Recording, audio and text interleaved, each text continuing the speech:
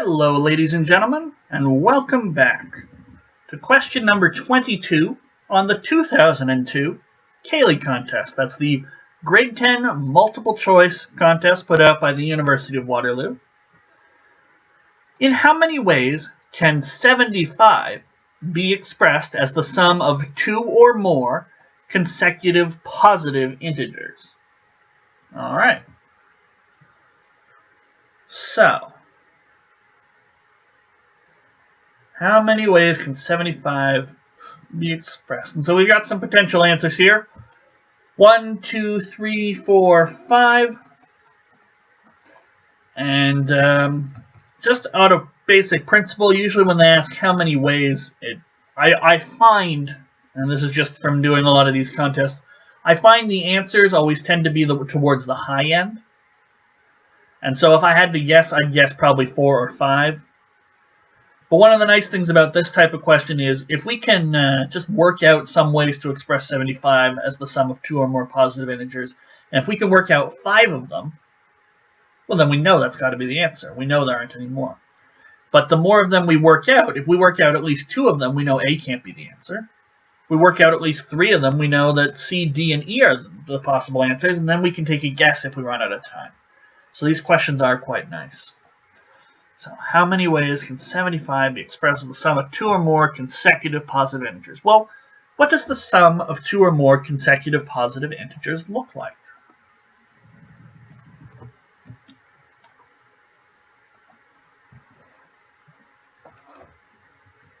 So let's suppose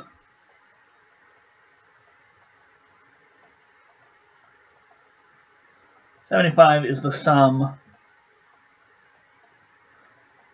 of k positive integers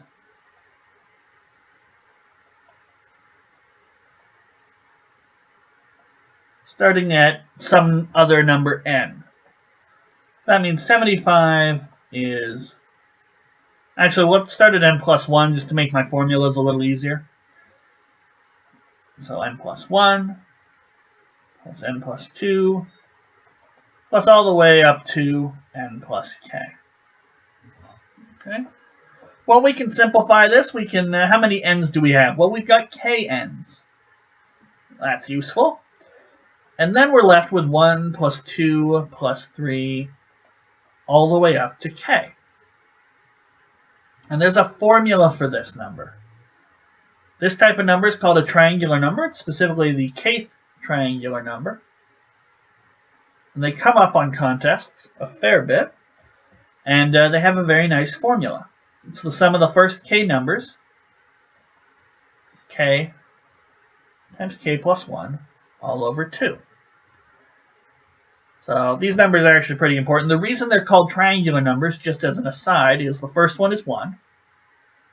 The second one is 1 plus 2, which is 3. The third one is 1 plus 2 plus 3. Notice how we're arranging the dots. We're making equilateral triangles here.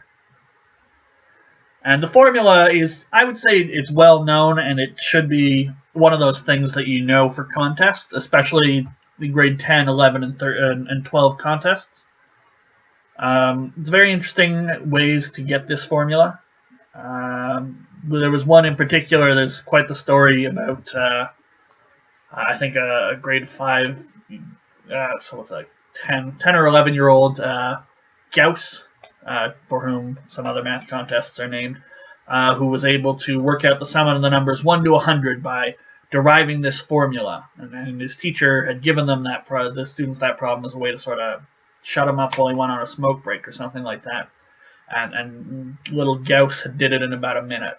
And so it's a very, very well-known story. I don't know how true it is, but very well-known story. And just triangular numbers and this formula in particular is a very well-known thing and something that you should know. If you didn't know it now, add it to your little repertoire. Experiment with the formula. Write it out and see if you can work out the 10th triangular number. Then write down all the dots and see if it actually works. See if you get the right answer. Okay? But that's enough said about the formula right now. Let's get back to the actual question. So, 75 is kn plus, I'm going to leave this k out here, I'll be left with k plus 1 over 2. Well, I can take a factor k out here. Actually, do I want to do that? No, I think what I want to do is this k times k plus 1, I can expand it as k squared plus k all over 2. Kn plus k squared over 2 plus k over 2. Okay, so now, just in terms of k, I'm starting to get the makings of a quadratic formula. So I can get k squared over 2 plus k over 2 plus n times k. And then I can bring the 75 over to this side. That's all equal to 0. Oops. There should be a 1 over 2. So first thing I'm going to do is I'm actually going to multiply everything by 2. It's not going to change the 0 over here. But we're going to be left with 2n plus 1k minus 150 is equal to 0. And now I've got a quadratic formula, a quadratic equation in k. And so I should be able to work out k in terms of n. And knowing that n is an integer, I'm sure that will somehow impact the possible values for k. So k is going to be negative b plus or minus the square root of b squared minus 4a, which is 1, times c, which is negative 150, so this will be plus 600, all over 2a, which is just 2. Okay, so k is only going to be an integer if this thing right here is an integer. That's called the discriminant. And we need k to be an integer. We need k to specifically be a positive integer. But we'll get to that in a moment. So k is an integer. Not exactly 1, because there's also this divide by 2 in here.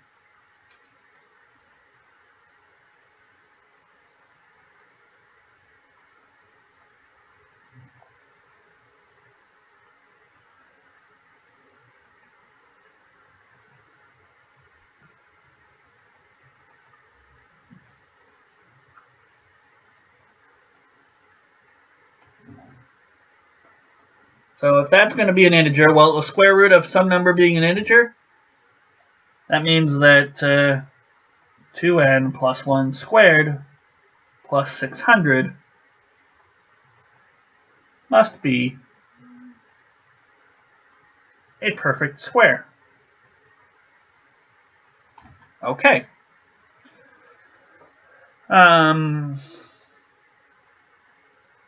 So when can this be a perfect square? And that'll give us possible values for n, and then associated values for k, and then we can check if n is at least 0, then we'll have positive integers, and if k is an integer as well, then we'll have a string of positive integers adding up to 75, and that's exactly what we're looking for. Okay, so 2n plus 1 squared plus 600.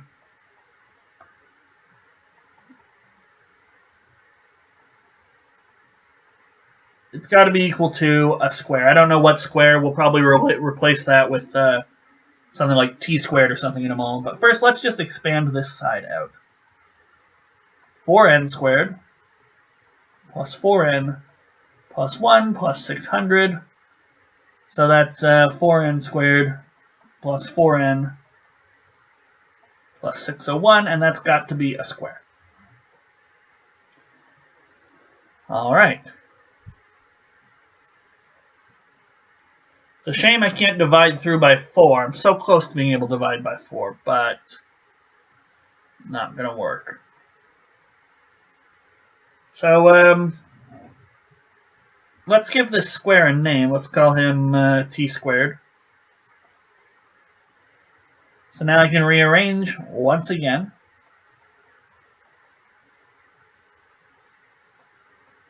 Minus t squared is equal to 0. And what do you know? Now I have a quadratic in n and t. So I think I'm starting to pause for a moment. And let me just explain why I'm starting to pause. So we got a quadratic in terms of k, and we were able to relate k and n. Great. Now we've got a quadratic in n and t, but we had to introduce this t. And I'm worried that we'll use the quadratic formula, and we'll get some values for n, and n will have to be an integer, so then we'll say, oh, the discriminant will have to be an integer, and then we'll get something involving t has to be equal to a square. And I'm thinking that the process just might repeat. So we're gonna continue on with this, but this is my hesitation being spoken aloud, so you can see how I'm thinking about the question. Okay? So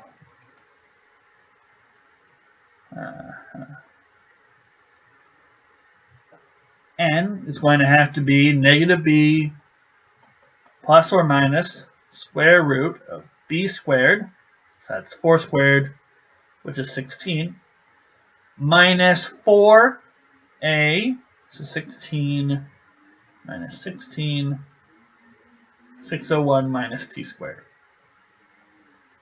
all over 2a, which is 8. All right. Well, now I can divide through by 4s, which is great.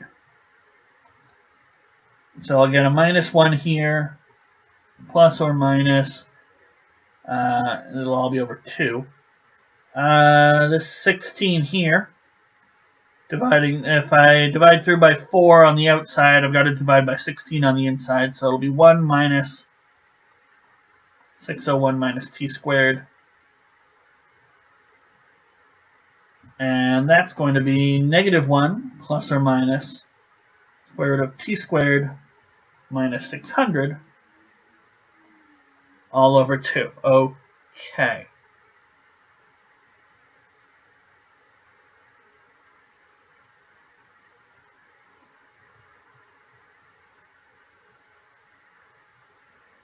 So I guess whatever our square is, t squared, he's got to be over 600.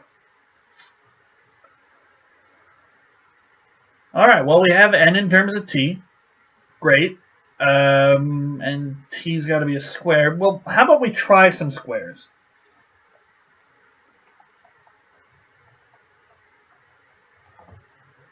So I need t squared minus 600 has got to be another square.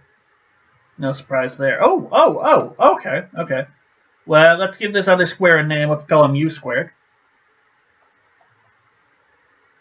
And that's t squared minus u squared is equal to 600. I can factor this. I can say t plus u times t minus u. This is what's known as the difference of squares factorization. Something that should sort of be kept on your person at all times. It's excellent to use. And now these two guys have got to be integers. And they have to be factors of 600 now. So factors of 600. So I could have t plus u could be 600, and that would mean let's make a little chart here.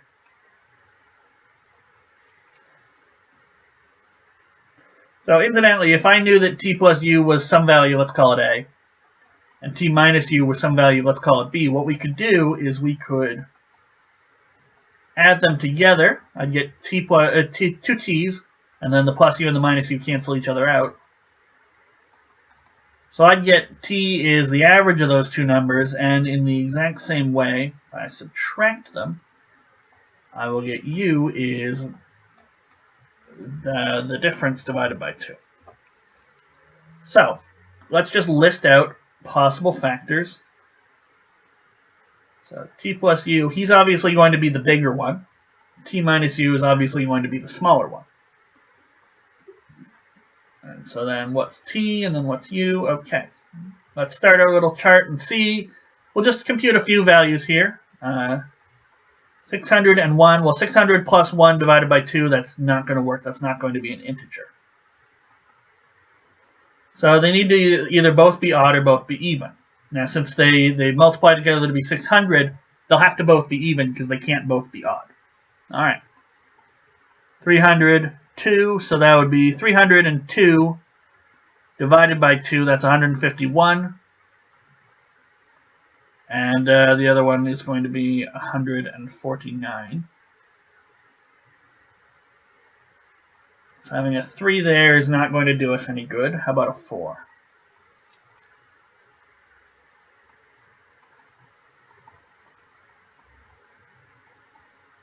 We get 150.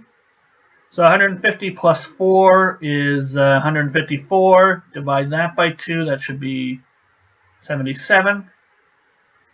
And so this one will have to be 73. So I've worked out a few. I've worked out a few possible values for t and u. So how does this help us with n? And then how does that help us with k? Because remember, we need n and k. And I'm starting to think that based on the length of how long this has taken me, that I may have taken the wrong approach. And that happens. We don't always approach every question right the first time. But let's see here. So we had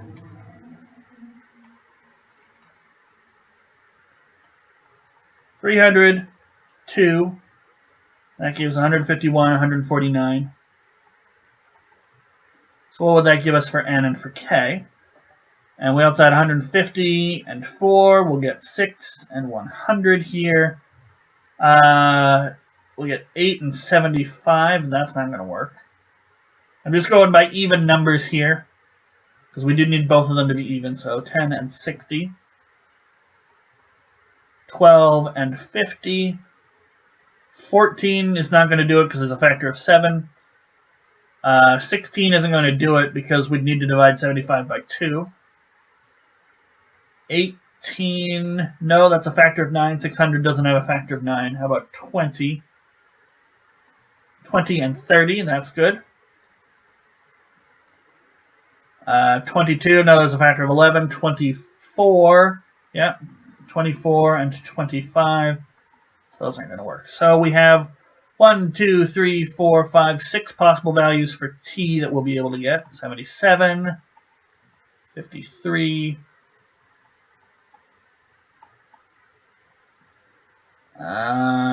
35, and 25.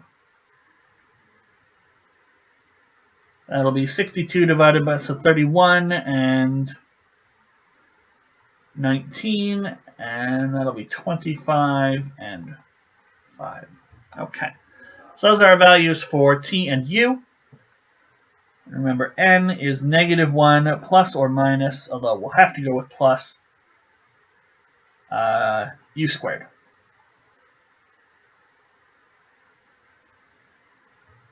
Yeah, so plus or minus u over 2, right? Because what we did is we said this t squared minus 600 is u squared. So it'll be -1 plus or minus u over 2. But of course, we know we're just going to need the plus version. So that'll be 149 minus 1, 148 divided by 2 is, oh gosh, I'm just going to grab my calculator. So n would be 74 in this case. I don't like where this is going, because k will have to be 1. And k is the number of positive integers we're adding. We need k to be at least 2, because that was specified in the question. Here it'll be 72 over 2, which is 36. This will be 46 over 2, which will be 23. Remember, we're not starting on n, we're starting on n plus 1. Here is u, so 24, 25 minus 1 is 24, so that'll be 12. 18 over 2 is 9, so we'd be starting on 10. We'd go 10 plus 11 plus 12 and so on. 5 minus 1 is 4, divided by 2 is 2. Okay. And k was, what was k? We had a formula and it'll involve t. So k is -2n plus 1 plus, and then this thing in here we called t squared. This discriminant we called t squared. So it'll be -2n plus 1 plus t over 2.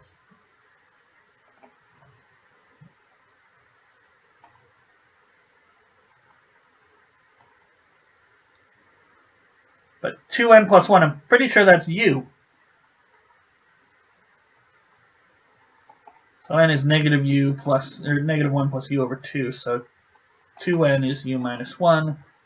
So 2n plus 1 is equal to u. Okay, so k is actually just negative u plus t, or t minus u over 2.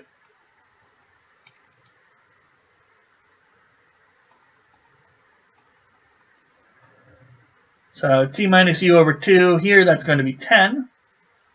So we should get this one down here means 3 plus 4 plus 5 plus 6 plus 7. Remember, we're starting on the one after n. Plus 8 plus 9 plus 10 plus 11 plus 12. Now let's just grab our calculator and make sure. Does that one work? 3 plus 4 plus 5 plus 6 plus 7 plus 8 plus 9 plus 10 plus 11 plus 12. 75. Hurrah! Okay, how about this one? T minus u. Well, that's just the number over here. So it should be 6. And that one should be 5. That one will be 3. That one will be 2. And that one will be 1. So we only need to count these 5. And so this last one here is 10 plus 11 plus 12 plus 13 plus 14. And that, plus another one, plus 15. And that's equal to 75. How about the first 5 numbers after 12? So that's 13 plus 14 plus 15 plus 16 plus 17. That's equal to 75. The first 3 numbers after 23, 24 plus 25 plus 26, that's equal to 75. And then the first 2 numbers after 36, that's 37 plus 38, that's equal to 75. We don't count the first number after 75 because remember in the question, we wanted the sum of 2 or more. So k equals 1 is right out. And this gives us 5 possibilities.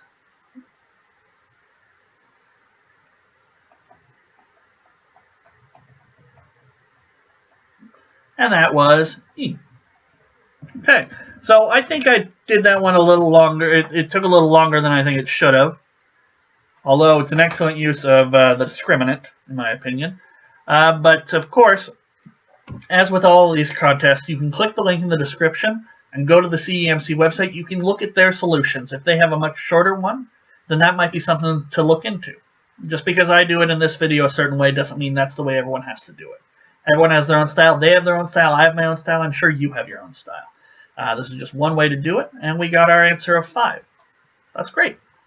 So in the next video, we're going to take a look at question number 23. Hopefully you guys will join me then.